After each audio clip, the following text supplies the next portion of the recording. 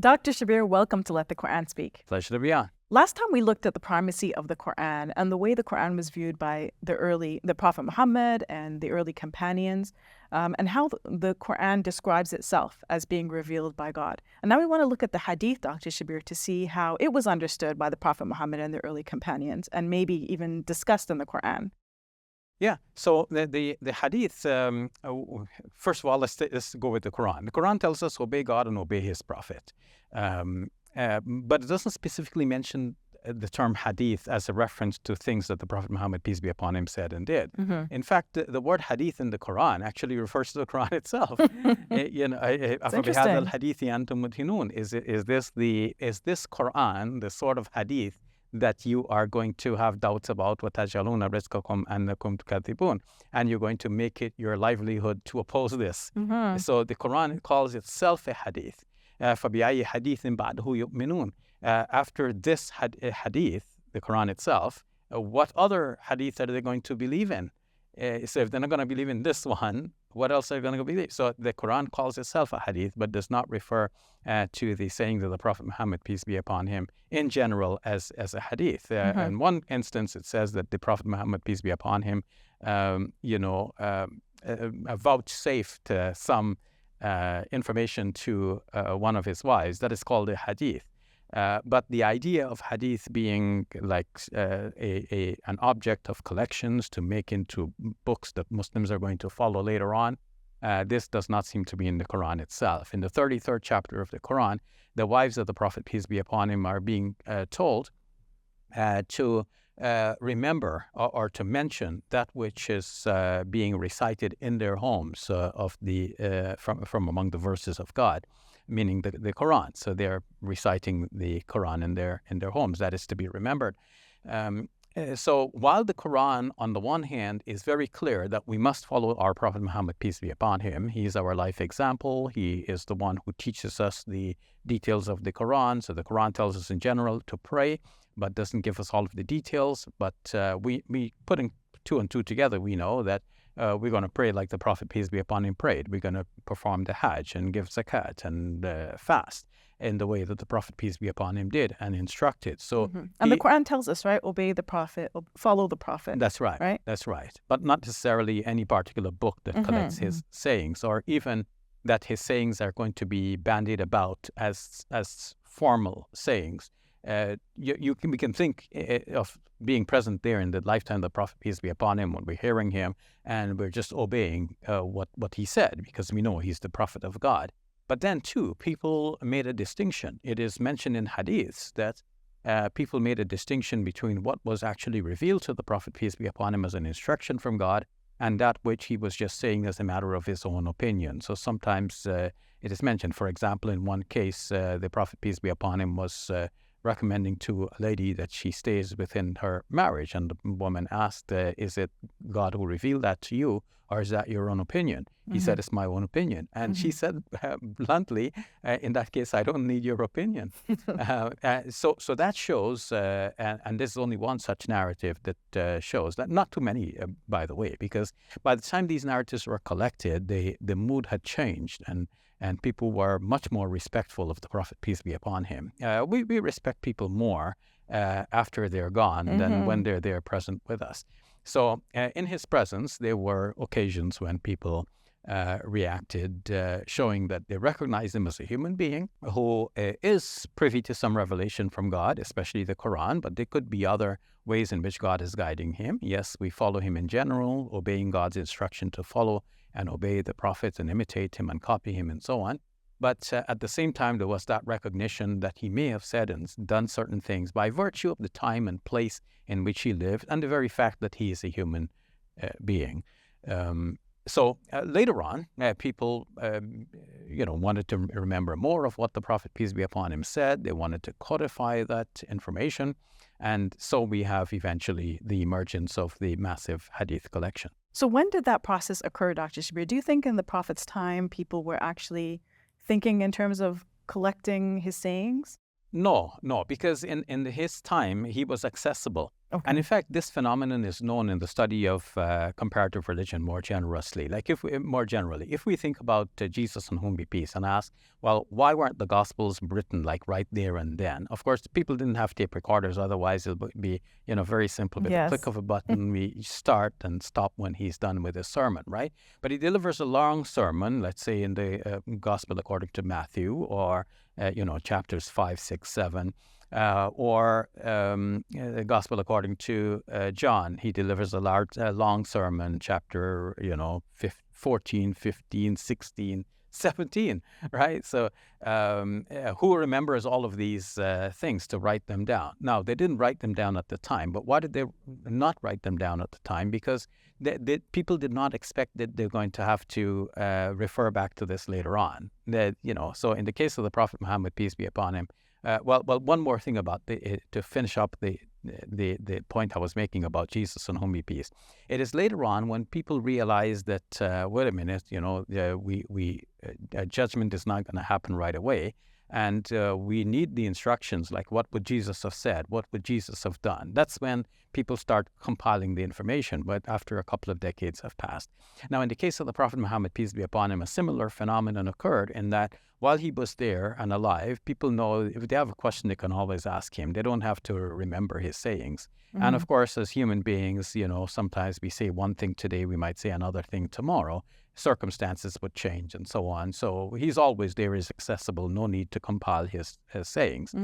But there were people coming from far to visit him, and they would have only come like once in their lifetime and then gone back, right? Yes, and their emphasis was on getting the Quran. The narratives that show that a certain person came from an outlying region, these narratives go to show that these people were really concerned with getting the Quran from the Prophet Muhammad, peace be upon him. Now, we must bear in mind that everything we know about that period actually comes from the Hadiths that were compiled much later. And they were compiled from the perspective of people who had a kind of a scenario in mind about how things should be. So they wrote the narratives from that point of view of how things should be. So if the later sentiment is that, yes, what the Prophet, peace be upon him, said are like gems, just similar to the Quran, though they're not in the Quran, then there will be a tendency towards depicting events in which purportedly people tried to write down the Hadith as well. And so we do have some such narratives. We have it, for example, that on one occasion, a person whose name is given as Abu Shah came from an outlying region, and he said to the Prophet, peace be upon him, well, if I won't remember all of these instructions, can you write it down for me? And the Prophet, peace be upon him, instructed his companions, Uktubu li Abi Shah, so write down for Abu Shah. On another occasion, it is mentioned that the Prophet, peace be upon him, gave an instruction in writing to Ali, his cousin, to go and deliver to another people. And so we have a written document here. But these are narratives few and far in between, and one must see them from the perspective that possibly they were constructed to give the impression that hadiths were, to a certain extent at least, written. But on most subjects, what we have is a kind of phenomenon where a set of hadiths say one thing, a set of hadiths say the contrary, and then another set of hadiths try to bridge the gap between the two contrary options by saying, okay, it might have been like that at one time, but later on it came to be like this. So that's why we have the two different narratives. So something was said, was later abrogated. So we have a third narrative saying that, it was said and then abrogated, making sense of the two contraries. So we have on the one hand mentioned that the Prophet, peace be upon him, prohibited anyone from writing anything but the Quran. He said, don't write from me anything except the Quran. If you've written anything, erase it. So how would the later classical position try to account for this? They would say, well, the Prophet initially didn't want the Quran to be confused with anything else. So he wanted only the one thing to be written, the Quran, so that would be clear, not to be confused with anything else. But later on, when Muslims were clear about what the Quran was, then he gave some permissions here and there, like write for Abu Shah, or this instruction to Ali, to be delivered to the other people and so on. And so, yes, you can write hadith. But this way of trying to excuse the narratives as they are does not really make complete sense of the issue, because if the Prophet, peace be upon him, really wanted his hadiths to be written down, he could have made the necessary provisions to make sure that some people are writing down the Quran, and that's clear. Some people are writing down the hadiths, and they always, subhead it, right? This is Quran, this is hadith. There should be no confusion. So it's only a later attempt. It's only, to make best sense of this is to say the Quran was the primary document. The hadith might be remembered and acted upon, or maybe forgotten. But people might remember the most important things, like how the Prophet, peace be upon him, prayed, how he performed Hajj, how he fasted and gave charity, and so on. The other things are not of such great importance. They might be forgotten, and that's not the end of the world, because the Quran will guide us back to what is the original and what is the basis of our faith. The Prophet, peace be upon him, did not really intend for his sayings to be compiled in the large volumes as we have them now. Now, Dr. Shabir, when we spoke about the Quran, we mentioned that it was compiled very early, right? It was written very early, right? And then it was, I believe it was like 2 years after the Prophet's death, and then it was codified just a few years after that. Yes. So how does that compare in terms of the hadith? Yes. So we would say, in a nutshell, in my own words, that the Quran was written during the time of the Prophet, peace be upon him, And then memorized. the written piece, and memorized as well. And then the written pieces were compared with the memories of individuals and compiled into the Quran that we have it now. And at least that is the Muslim story, even though some critics might challenge some aspects of this. But as for hadith, it is also the Muslim story that the hadith, by contrast, was compiled much later. The collections that we have now, at least the six that we refer to as the six authentic books, were all from the 3rd century and slightly later. Imam al-Bukari, for example, died in the year 256. So this being his magnum opus, probably written towards the end of his life, was written somewhere in the 200s, which means in the 3rd century, followed by Muslim and the others, Tirmidhi, Abu Dawood, Ibn Majah, and Nasa'i. And Nasa'i probably died in the year 303. So this is slightly into the 4th century. We're not going to pick hairs about that, but you can see 3rd century onwards.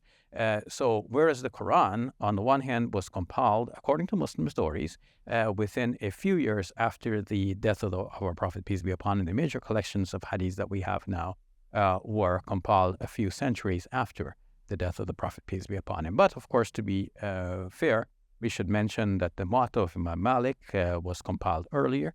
Imam Malik died in the year 179, and probably his book was, compiled maybe a decade before that. So we're talking about the middle of the 2nd century. But by this time, we're talking about 100 years after the death of our Prophet, peace be upon him.